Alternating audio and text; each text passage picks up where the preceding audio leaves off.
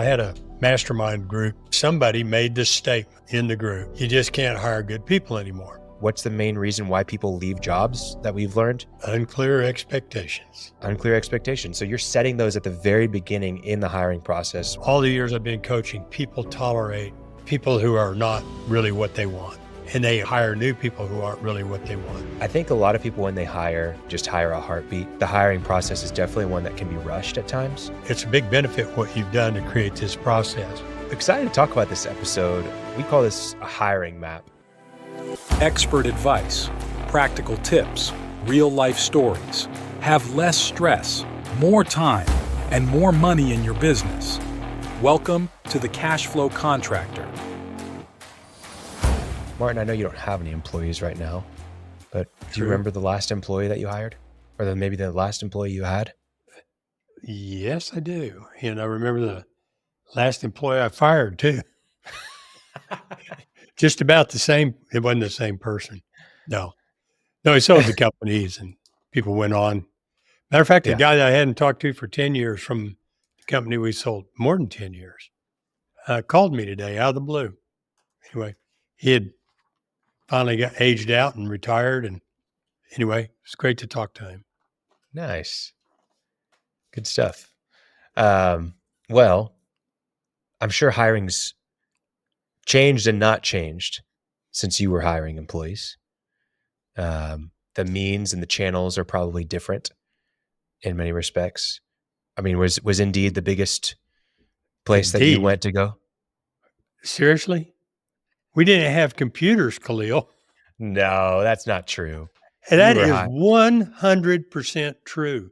When I started working in 74, we bought 5 IBM XTs the day they came out for $5,000 a piece.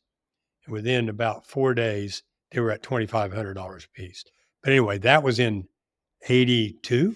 Sure, but that's not the last time you hired an employee. Oh, might have been. I thought you were just going, no, when I got out of school, I started, No. Our mimeographed, we used to put, duct tape typing paper on a phone pole at the intersection. Job, interested, want a job, call this number. Anyway. What did we use? Channel is the busiest intersection. Yeah. Now, I'll tell you what we used. Well, I got to tell you one funny thing I don't remember how we got the word out, but we were looking for a water engineer. That's not really what they're called, but they're, sanitation and water treatment plant. The real deal, an engineer. We put the word out and we got a response. And at the bottom of the response was a plaid banner with a kitty in it. And our listeners can't see my hands going back and forth like a bobblehead of the little kittens. And this guy, this engineer, had written his, why he fit that application and everything. And we were all just certain it was his daughter's email, and she's like 6. But anyway, I don't know. That's not relevant. But how did we do it? For really professional, I don't really remember. There were sites available. I don't remember Indeed at all. But what's maybe Craigslist? Craigslist. Yeah, that's right. And an interesting thing happened on Craigslist too. I was looking for secretarial type help, and I had typed up an ad and told my bookkeeper to please post it, which she did. I mean, she's in the next office, and I said, "Hey, that's ready to go." That's what I did. She goes, "Okay, I'll put it on now." And my phone rings, and I said, "Hello, yeah, I'm calling about the ad." I said, "Get out of here!" I mean, I said, she just posted it and it rang immediately. Anyway, so. Well, they work. There's a famous article written called The Unbundling of Craigslist, which is basically a bunch of, every tech company you see now, at one point, they were on Craigslist essentially, but they took an aspect like the job board of Craigslist and they turned it into Indeed, and the social networking of Craigslist and turned into Facebook. Foundational germs. Yeah. The dating of Craigslist and they turn it into Tinder. But Well, pretty the interesting. other side of that from a user who didn't turn it into a novel product was it wasn't very long to where, I mean, I don't know what it's like now, but yeah, you want to get a virus or get scammed, that's where you went to That's where see you it go to get happen. it. Yeah, that's where you go to get infected. Oh man. Anyway, yeah, Well, excited to talk about this episode. We call this a hiring map. I don't know. That's just our name for it because there's a lot of moving parts to it. But we created this because I think a lot of people when they hire, I remember we had Jeff Finney on the podcast and he talked about how he used to just hire a heartbeat. yeah, And I think while that's not necessarily true of all contractors out there by any means, I think that the hiring process is definitely one that can be rushed at times. And we had Jonathan Porter Wistman on the podcast. Can't remember what episode that was, but he talked about how you should treat every single hire like a $500,000 decision. Like this could either make me or lose me $500,000, even for the entry level positions. And you gave a bunch of reasons why, and how the time that you waste on training a bad person and missing out on a good person can easily equate to $500,000 for some businesses in just a very short amount of time, or the impact that a bad employee that's a bad culture fit can have on you losing multiple other employees, or a manager that makes the wrong decision and gets you into a legal dispute or whatever it is. It's a really important thing. sure. And if you were adding someone to your family, you would really do your due diligence and you'd make sure that you understood that it was a good fit to your family and it should be no different in your company. And so that's kind of when we started thinking about this hiring map in detail. So excited to go through it today and share how we go about creating what we call a hiring map. Yeah. Did you have an approach to this that what do you see most of your clients, not your employees? What do you see most of your clients do when they're hiring employees? Put a job description on Indeed and then give it a shot. Yeah. Somebody comes in, seems like a pretty good guy. Certainly, I mean, that's why I'm excited to hear. It's a big benefit what you've done to create this process. I have people trying to hire people right now. And one of Yeah. the things I do is send them the different approaches, different examples of good ads for hiring. I Mm-hmm. send them good questions, not anything near as deep as what you've got here. And that's why I'm really excited about it. I think Yep. you're right. People hire kind of I'll give you an example. I had a mastermind group 5 or 6 years ago and a bunch of guys in it. It happened that they were all guys. And anyway, somebody made this statement in the group. You just can't hire good people anymore. I don't care where you are, what time you live. Somebody is saying that, right? That you just can't hire good people anymore. So anyway, not in the interest of embarrassing him, but in fact, having embarrassed him, I said, "Is that true?" He goes, "Yeah." And I said, "Anybody in this room hired any great people in the last 3 months?" And I mean, every hand went up. So I said, "You're partly right. You can't hire good people anymore. What you mean is you can't hire good people anymore." So what's the process? How can you? One thing is you have to believe they exist. The Yeah. second is I think you're going to talk about a lot of things that you can use to attract the right people, and then also to kind of winnow the wheat from the chaff. I still Mhm. am a firm believer. You'll never know with absolute certainty. Although I can think some people that I would stake anything on there'd be great employees, but you can sure make the odds a lot better. You agree with that Yeah, for a general? absolutely. Yeah, Absolutely. I mean, you have two funnels in your business. One's for customers, one's for employees. You need right. the employees to serve the customers. You need the customers to pay the employees. And I think probably not enough contractors spend time on both of those funnels. But if they were to spend time on either of those funnels, it would be the customers one. And I think that makes total sense. Right. Get started there. But at a certain point, your funnel becomes much easier when you have great employees. your customer funnel just makes it just continues to just funnel many customers to you. That's because you have a better product than the competition because your employees are creating that better product or service. And then you're getting a lot of referrals, and that makes the funnel much smoother, right? And so you do need to spend time working on that employee funnel.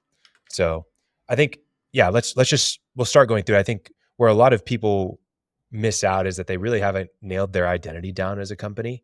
And I think employees will spot that out much faster than a customer will. At the end of the day, the customer just wants to get the work done at a reasonable price, reasonable timeline, and not work with someone who's a pain in the ass to work with, right?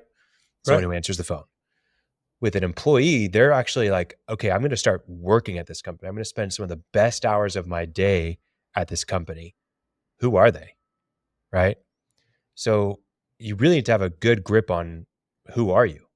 And we have episodes and we've talked about vision a lot. I won't spend a lot of time there, but if you have a clear vision for your company and you're able to clearly share that with a candidate who's applying for you, it's going to go a long way and it's going to attract the right people, right? And you can even just ask them the question like, is this a vision that you feel you can buy into? And if not, okay, not a good fit. Yeah, I think it is. Okay, well, let's talk more. So that's kind of this table stakes. We've talked about values a lot. This is the personality of your company, the values that you choose to live by as a company. I try to keep these as minimal as possible. If you've got 10 core values, they're not core values. They're words on a wall.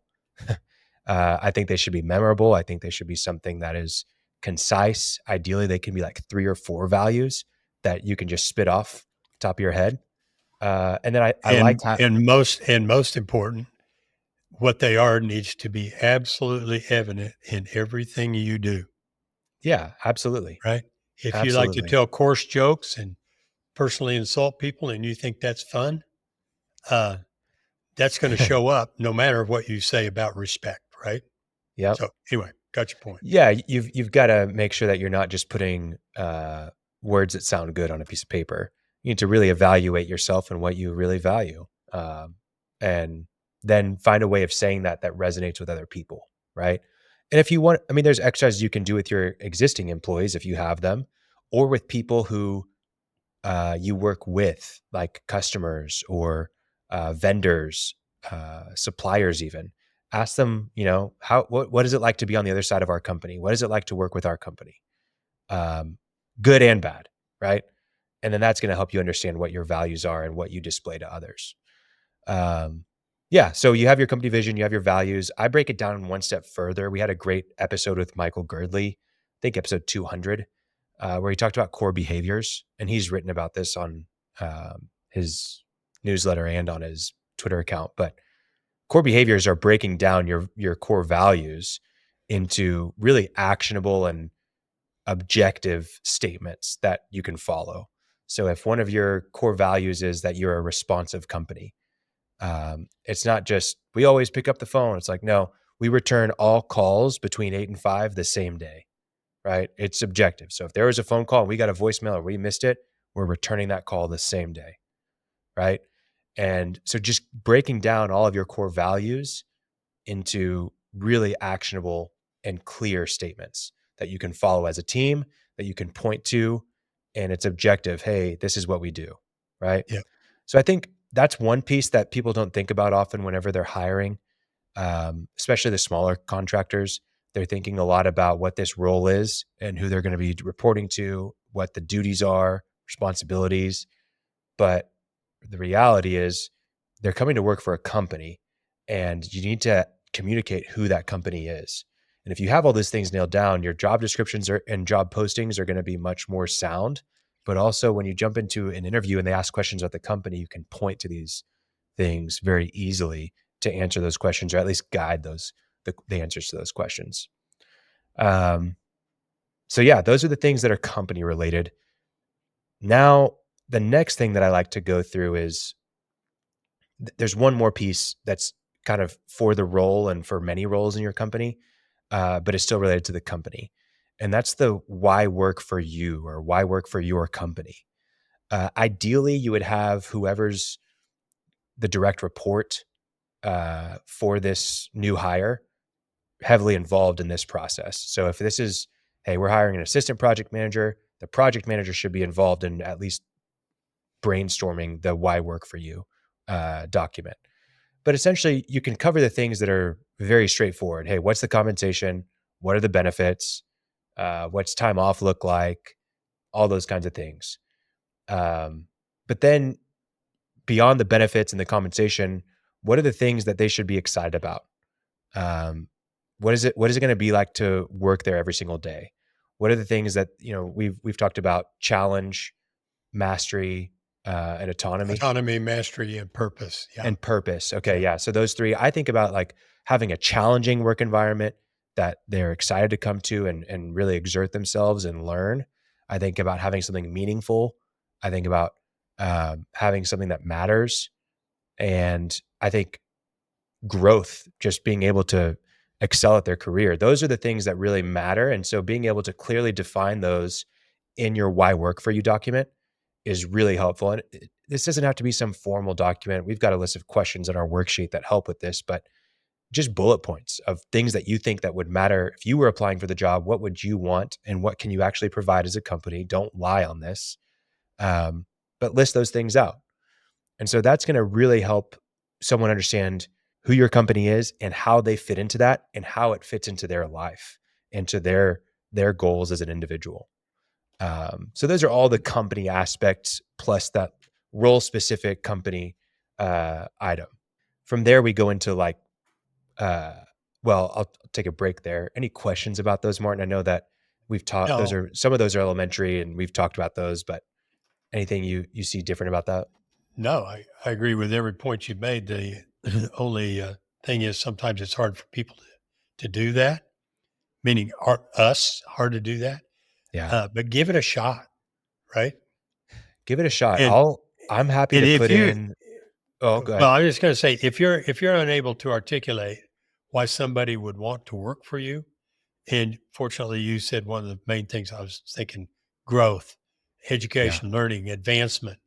Maybe there's a remote work from home or that kind of option, but right.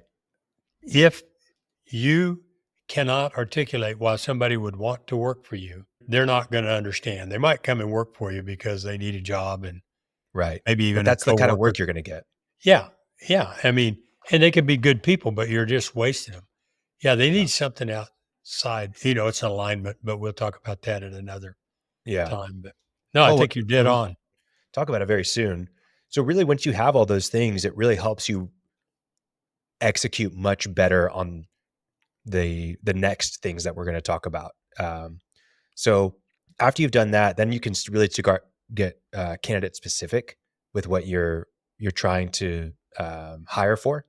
And so we have a ideal candidate worksheet that we work through where we try to understand who is the ideal candidate. And really what we're thinking about there are like traits. The traits really align with the values just to make sure that they're a culture fit. They're things that you can't really change in someone. Maybe they change over time and people do evolve, but what are the traits of this person that we're really looking for? And this can be not just values. It can also be more personality related. Like someone who's more creative is a lot different than someone who's detail oriented. So just want to identify what are the traits that we're really looking for? What's this person going to, look like to us? And then what are the skills? This can really be based on experience, certifications, whatever roles that they've had in the past, whatever it is. But what are the skills that they absolutely need to have? I'm a firm believer that you don't need to have the right person on a skills perspective necessarily. Obviously, it can help if they've been there, done that. But sometimes it's more valuable to have someone who's eager to learn, ambitious, and a quick learner than it is to have someone who's been there, done that, and then the wrong traits are in place, right? So that's knowing the what the old skill saying, you hire for skill and fire for attitude, which I'm sure everybody's heard, but hire them because they can do it, but also they get hired for skills because that's something that people can measure. Yeah. Hey, weld this pipe, what's it look like? Okay, you can do that. Well, it's a lot harder to find the more significant traits of their behaviors. But anyway, go ahead. Skill. So finding their skills, and what I would put maybe the most stock in, probably after traits, honestly, is the outputs. What is if you're hiring an employee, but if you were hiring a subcontractor to do this role or to do this job, or if you were hiring an agency or a consultant, what are the outputs that you would expect? Like, what would you measure, and what do you truly want from them? I think that's probably the most important thing. And honestly, I think a lot of people will just say, "Oh, well, I need a foreman, or I need a secretary, or I need an office manager, or I need whatever it is." They think of it in forms of titles, and titles are actually really confusing because titles can mean one thing at one company and something completely different at another company. And really what you need to be talking about are the outputs. And that's really going to set you apart whenever someone looks at a job description or they're in an interview and you say, "Hey, we're looking for exactly these outputs from you," right? Like, we want you to close out 8 projects per month, or, just be very specific on the outputs that you want. Um, it's going to stand out in the interview process, and people like that. What's the main reason why people leave jobs that we've learned? Unclear expectations. Unclear expectations. So you're setting those at the very beginning in the hiring process, which is hopefully going to set you up for better success. So that's what we kind of put down on the ideal candidate. So once we have, all the information about our company, the why work for us or for our company document, and then our ideal candidate worksheet completed, now we can really start digging into the job description, which is and in our view, it's different than the job posting. The job description is much more formal. It's much more thorough. It's going to be something that you point to when you're training the employee, when you're going through evaluations with the employee. You look back to the job description and say, are they doing this? Or are they not doing this? What are we measuring them on this? How is their improvement through this? That's what you use the job description for. And so you have several different areas on your job description, but the most important one on the job description are going to be the responsibilities. And on the responsibilities, going through each and every area and giving clear, actionable, objective points that they should be responsible for. And so having that job description is great. Once you have the job description, then you can start working on the job posting. And here's a little bit of I think it's important that you actually have more than one job posting for the same role. And not enough people do this. Just like I said earlier, how titles mean one thing at one company and one thing at another. They also mean, because of that, they mean a different thing to every person that sees your job posting, right? So when you post on an Indeed, you may be looking for a great project manager, right? And maybe there's like a really qualified foreman who could be the project manager, because at the company they were at, they were essentially a project manager, but their title was foreman, and they were on the job every day and all that stuff, but they're qualified to be your project manager. So you should be writing the ad to foreman as well, like senior foreman or whatever it is, right? So with that, take your job description, and then when you write your job posting, you don't start with the responsibilities. You don't start with the compensation or anything like that. Maybe in the headline, if that's a really big benefit that you're paying out a Or huge if you salary have for this to, role. because Right, if Indeed you will have make to. you do that. Sure. But when you write your job posting, you, just like you wouldn't on your website, just put your price as the first thing on the on your website. You want to explain who you are as a company, the features of your service or your product, the benefits to your customers, the methodology you use to serve your customers, and then you can provide your price or whatever it is, right? Same thing with your job posting.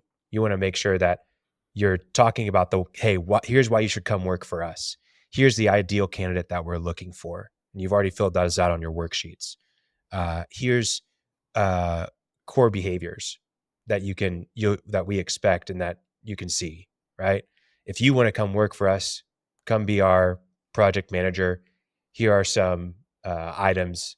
Here's some of the things you'll be responsible for. And then you can put your outputs, which sets it really clear from the get-go, right? And then you can have some of the other benefits, compensation, stuff like that as well. So when you have all that, now your job posting really sticks out because you've got it extremely clear and appealing job posting. And then you can change the headline. So what we do for people is we create 3 different headlines, meaning the first thing that someone sees when they're scrolling through Indeed, the first big headline they see when they're scrolling through Indeed, we make 3 different ones. And then we just have them post the job 3 different times, right? With the same job description. And then we have them do usually at least 2, but maybe more different job postings with different titles, even though it's the same role. We try to find similar titles that people might be searching for that they wouldn't find on the other one, right? And then now you've got a much bigger audience to get to, and with a great appealing headline, and then you follow through with what you have on your posting. So, Yeah, pure marketing. yeah, it's marketing for Same your way you for your approach it. job Yeah. postings. Yeah. So, but it doesn't stop there, because I think the interview process is also really important. People that are searching for a job are going through a gamut of things whenever they're applying, and it's really tough. And they also really appreciate when people treat them well and they're organized during the interview process.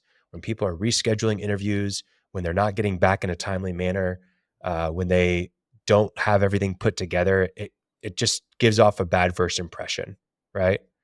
And even being up, like maybe you aren't put together. Maybe you need someone that's going to come and help you get organized and get your processes in order and say, we need help. That's fine. As long as you set that expectation and you're clear and you say, hey, we're doing our best, but we really need someone to get us organized. They'll appreciate the honesty, and they can, that's part of having a good interview process, is being honest and sharing where you're at. That sets a good first impression. So a few things that we do, I think there's some items that you have to have in place. One, you need to have some sort of application process in place. It's going to save you a lot of time. A lot of people I see post a job on Indeed. On Indeed, people are clicking the button one time and then it's jumping straight into a phone call. And there's no filtering being done. And just having a simple application, it doesn't have to be 20 questions. It can be 5 questions, but having a simple form that it's that extra step they have to do to fill it out. Don't make it a huge burden on them. Will help you filter out the right candidates or not.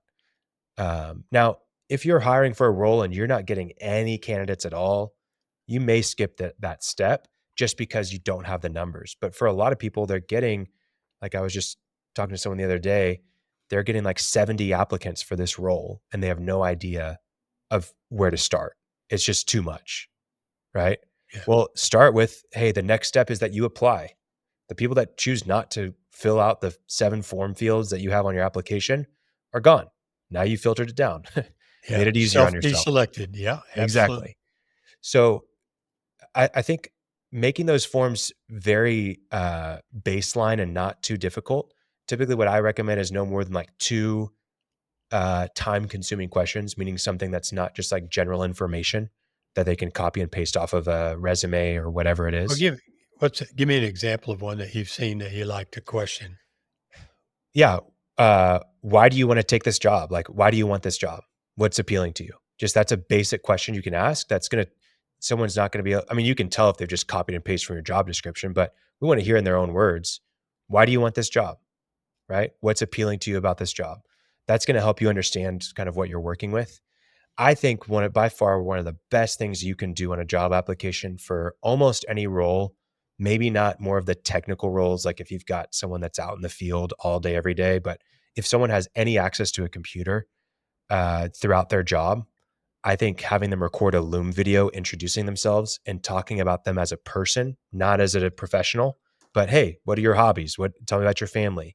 Tell me about what you like to do in your free time. Tell me about the kind of music you listen to, movies you watch. Just tell me about yourself for 2 or 3 minutes, right? Introduce yourself to me. And you give them the instructions. Yeah, you give them the instructions on the application. Yeah. Say, hey, record a video of yourself on Loom or with your phone and upload it here. And they do that. And it gives you a great insight to, I mean, if you need someone who's really detail oriented and their background is, you can see the trash on the countertop and then you can see their clothes laying around. Maybe not the best fit for our accountant, right? But if you're looking for a designer and, that's what they do, then maybe that's what you need.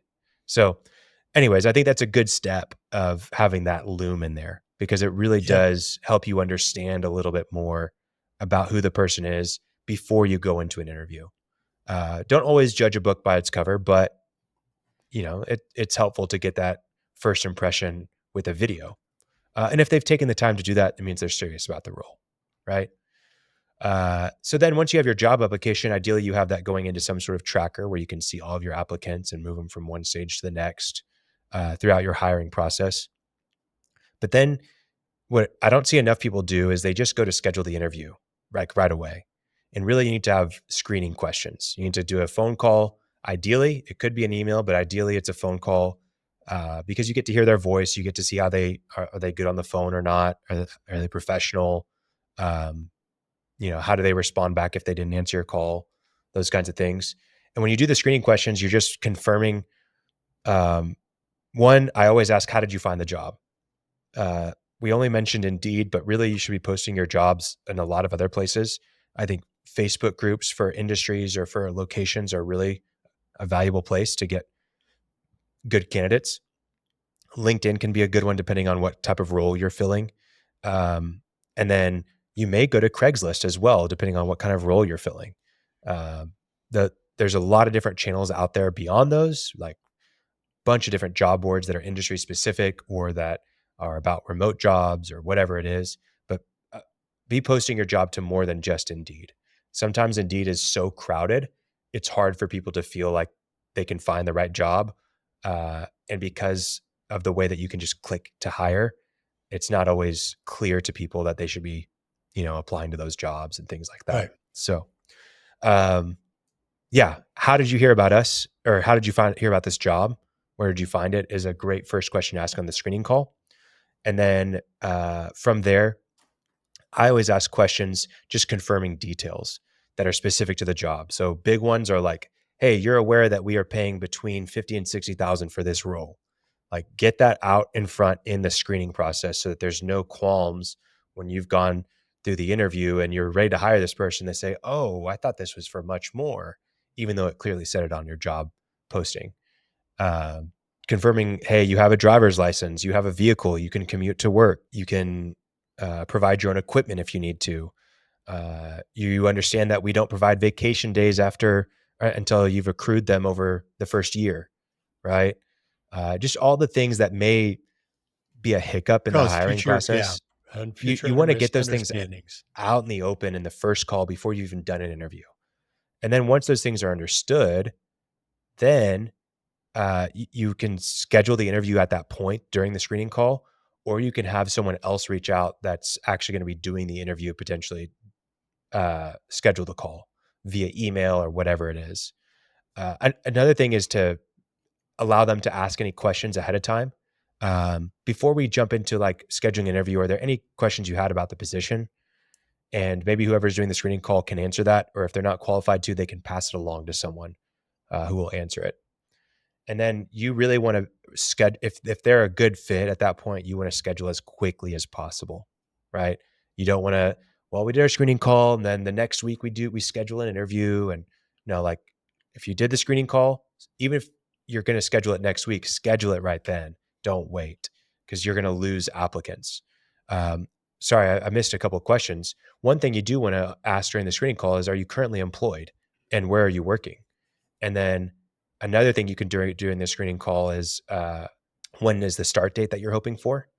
That's a really valuable one to understand where they're at. And like if you need someone tomorrow, but they're looking for something next month or in 2 months, that's something that you're not going to be aligned on.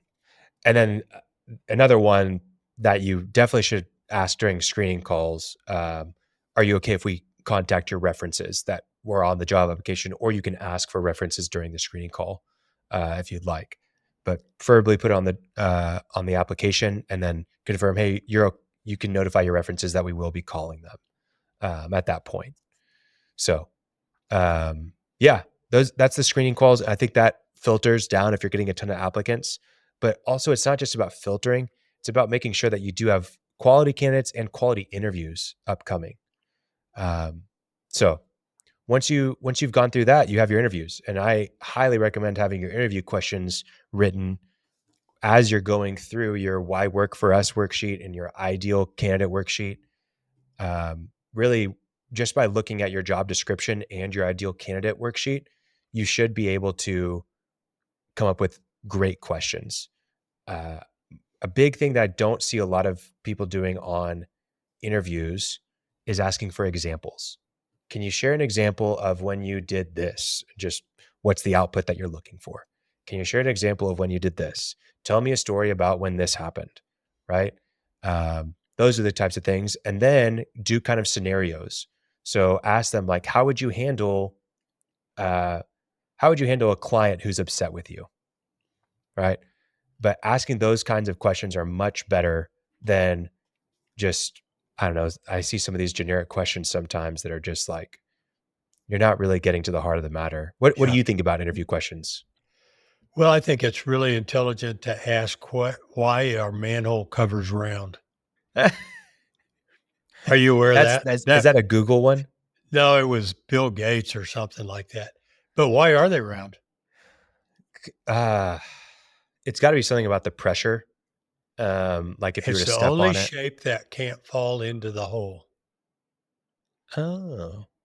Anyway, not that I knew that. I had to find out. Because anyway, if you had a square, you could turn it sideways and put any other shape. Well, diagonally. Diagonally, I mean, sorry. Yeah. Yeah. Same with triangle. Anyway, it's the only shape it won't fall into the hole. Can't get it fall into the hole. So there you go. Anyway, and your the likelihood of being hired depends on a question like that. I'm going, I guess I'm SOL, man. No. Questions, there's you really alluded to them. There's a book called Hiring for Attitude. It's really worth it. But referring back to hire for skill and fire for attitude, what you've done when you do that is you've hired for these skills that are subjective and you can measure and you can see, and you've ignored the attitude, which is another way to say the values. And when you have problems, the vast majority of problems are on the values attitude side. Yeah. Very seldom do you find, I mean, it's possible, but you find out that they couldn't do what you thought they could do. So there are a whole series. That book has Hiring for Attitude has a lot, but they take the form that you were talking about. And one of them is, tell me about a time you had a really angry customer. And then you don't go, and what happened? And what did you do? You don't do that. Just tell me about a time you had to deal with a really angry customer.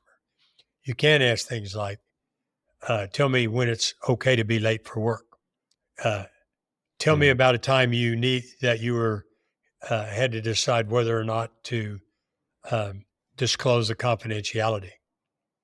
And was it right? And was there anyway? Though you can just see how those questions, if they answer them, can just start to make a lot of things apparent about. Yeah. So anyway, I add that to it, and it really does make a lot of difference rather than how long have you been a CDL holder? Yeah. You know, how many fatal accidents have you had? Which is all interesting stuff. But, well, man, you know, I hate to say this in passing, but these guys have been driving trucks for 25 years. Or they've seen some stuff. Been engineers on trains. They've seen some stuff. Yeah, I believe it. It's terrible. Anyway. Well, I think we've covered almost everything. The only thing that I would say about the interview process is sometimes it's helpful to do trial tasks.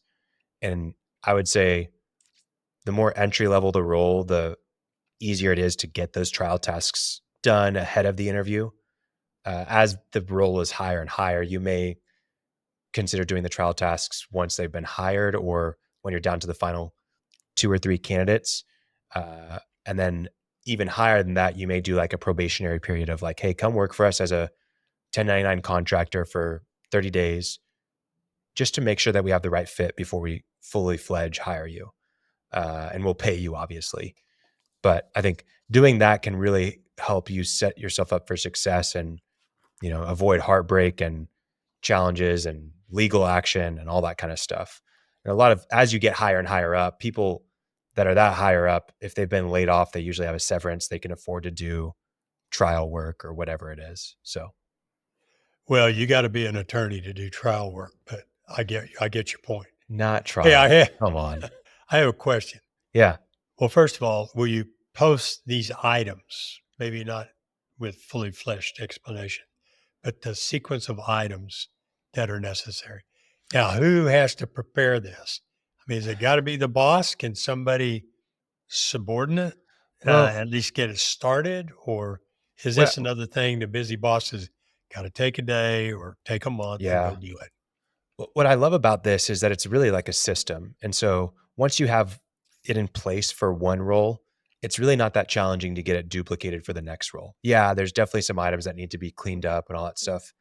But at a certain level, once it's in, then you can just focus on the ideal candidate worksheet and then maybe modifying the job application and job description. And then from there, it's your interview questions. So it's not that big of an ask once you have everything in Right. place. It's really that you get everything in place as a system so that now you can start to hire more efficiently as you go.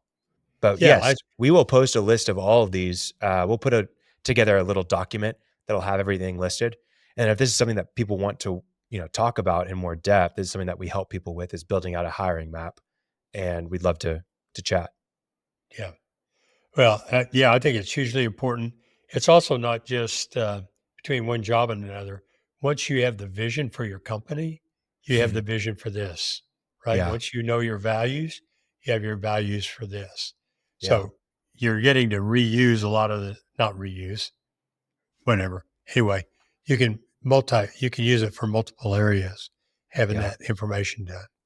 But having Well, a plan and and having a goal and an ideal candidate is just yeah, absolutely. Well, shouldn't require any explanation I why think at it's the so end of the much day, better. like if this is your first hire, you probably don't need all this stuff. It would be great to have it, but you're hiring the person, you're going to work with them every day. You're their direct report, or they're your direct report. Um, you're going to have a really good feel on the interview process. And you're going to hopefully make a good decision, but you're going to feel it out. It's going to be a lot of trust your gut type stuff. It becomes an issue when you're hiring employee 5 or 6 and they're actually not going to be your direct report anymore.